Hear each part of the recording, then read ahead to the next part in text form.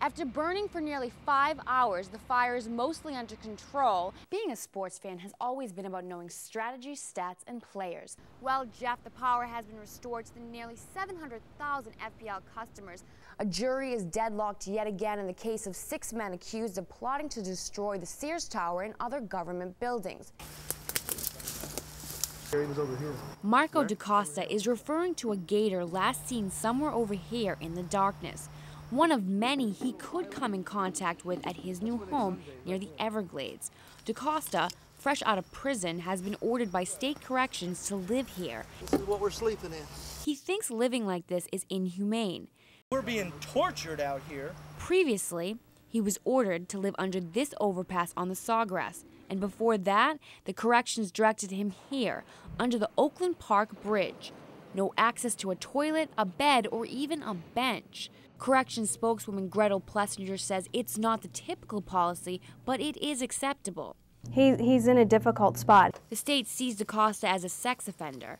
Convicted sex offenders cannot live near children. To be exact, Marco DaCosta cannot live within 1,000 feet of schools, parks, or anywhere kids gather. But here's the twist. Marco DaCosta is not a convicted sex offender. DaCosta has a past, convicted of burglary, aggravated assault, threatening to kill his ex-wife. And although he was arrested for sexual battery on 2 girls and for aggravated assault involving a woman, those charges were dropped. Well, I see a lot of kids. I mean, we just passed the budget in. The Parole Commission says it has total discretion to protect the public from future violent acts. Because he's not a convicted sex offender, so why should he have to do things that are meant for convicted sex offenders? DaCosta is still searching for a suitable place to live. I don't think they have a clue what kind of laws they passed. Doctors were blunt with Bernice Margolis when they told her that her husband was near death because of a bacteria he got while in the hospital. He is desperately ill and has an infection, absolutely. He's starting to shut down. We have a very short window to save his life.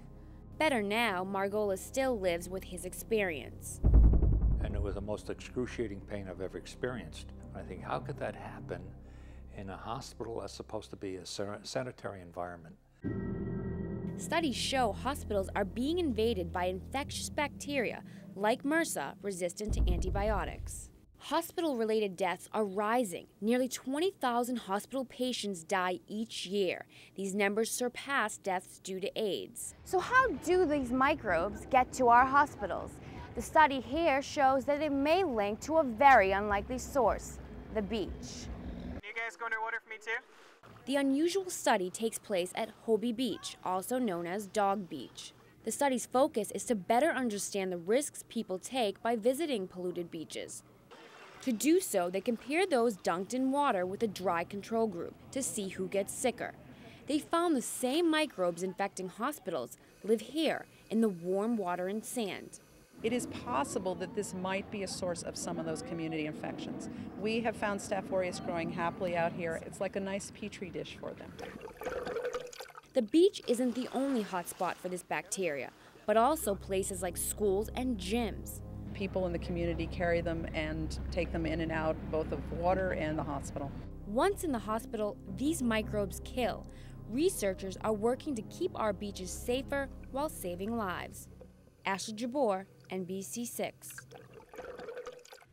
The murders of Randy Gorenberg and 9 months later, Nancy Baciccio and her daughter Joey, both at the Boca Mall, are raising questions about mall safety. I keep saying to myself, if they had more cameras around, if they had more security. Randy came out in the daytime. It was 1 o'clock in the afternoon. In the wake of those murders, an NBC6 investigation shows there are clear steps malls can be taking to prevent crime. Yet experts say money prevents some from doing so. And then there's these crime statistics for dozens of South Florida malls showing which are safer than others. NBC6 researched years' worth of police records of these 13 malls, comparing them by the number of stores. Police say the stats aren't exact because police departments report the crimes differently.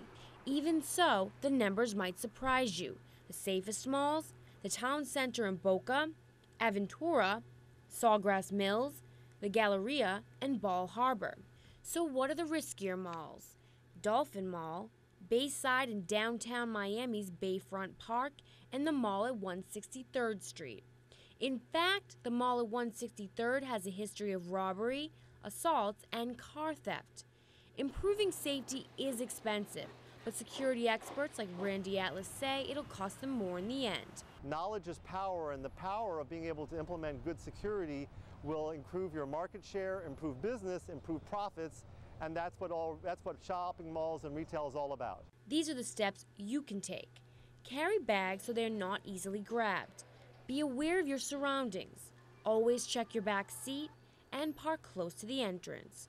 Ashlee Jabbour, South Florida Tonight.